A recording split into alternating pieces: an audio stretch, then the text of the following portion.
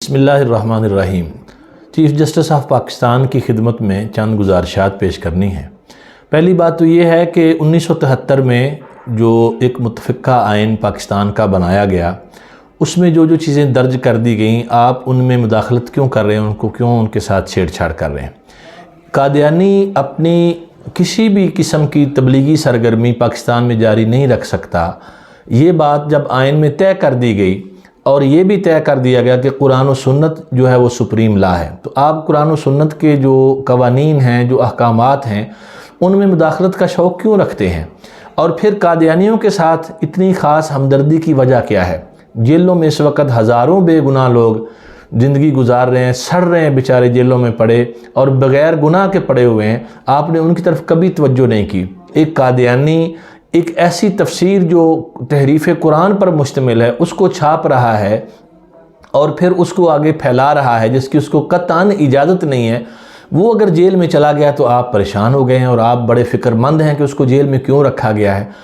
ہمیں قادیانیوں کے ساتھ کوئی ذاتی عداوت نہیں ہے، ان کے ساتھ مسئلہ صرف یہ ہے کہ جب وہ غیر مسلم قرار پا چکے اور آئین پاکستان کی روح سے بھی وہ غیر مسلم قرار پا چکے، تو پھر وہ آئین کو مانے اور اپنے آپ کو غیر مسلم سمجھتے ہوئے جو سہولتیں، جو دیگر چیزیں غیر مسلم ہندو، سکھ، عیسائی، یہودیوں کو ملتی ہیں پاکستان میں، ان کو بھی ملیں گی۔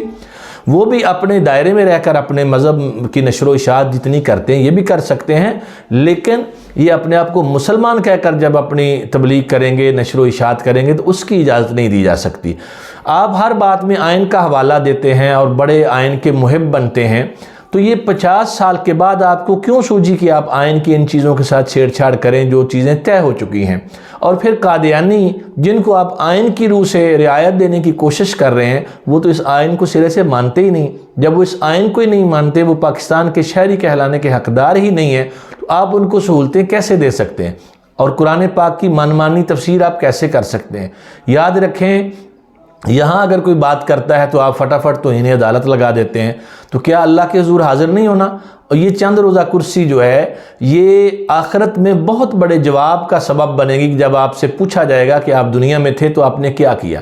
اور پھر اس وقت ایسے حالات میں جب ملک عدم استحکام کا شکار ہے، سیاسی انتشار پھیلا ہوا ملک میں، کوئی حکومت نہیں بن پا رہی، اور آپ نے یہ ایک نیا کٹا کھول دیا ہے ایسے حالات میں، تو آپ کیا چاہتے ہیں کہ ملک میں پھر آگ اور خون کی ہولی کھیلی جائے؟ مسلمانوں کے جذبات مجروح کر کے آپ چاہتے ہیں مسلمان احتجاج کریں اور پوری دنیا کو دکھایا جائے کہ پاکستان جناب ایک ایسا ملک ہے جہاں احتجاج ہوتا ہے جی، اور کسی کو مذہبی آزادی حاصل نہیں، جبکہ یہاں پر ہر مذہب کے ماننے والوں کو اس کی مکمل مذہبی آزادی حاصل ہے۔ کسی نے کبھی کسی سکھ پر اعتراض نہیں کیا، کسی ہندو پر اعتراض نہیں کیا۔ یہاں عیسائی رہتے ہیں، اپنی پوری ان کے سپیکر چلتے ہیں، ان کے گرجا گھروں میں عبادت ہوتی ہے ان کے مطابق، تو کسی مسلمان کو اس پہ کوئی اعتراض نہیں۔ قادیانیوں کے ساتھ ہمارا مسئلہ یہ ہے کہ یہ اپنے آپ کو غیر مسلم سمجھیں اور اقلیت کے جو حقوق ہیں وہ حقوق حاصل کریں، اور آپ بھی خدا را اپنی اس کرسی پر مت اترائیں، کل اللہ کے حضور حاضر ہونا ہے، اللہ کے حضور جواب دینا ہے۔ یہ سوچ لیں کہ آپ نے اپنی آخرت کے لیے کیا تیار کیا ہے۔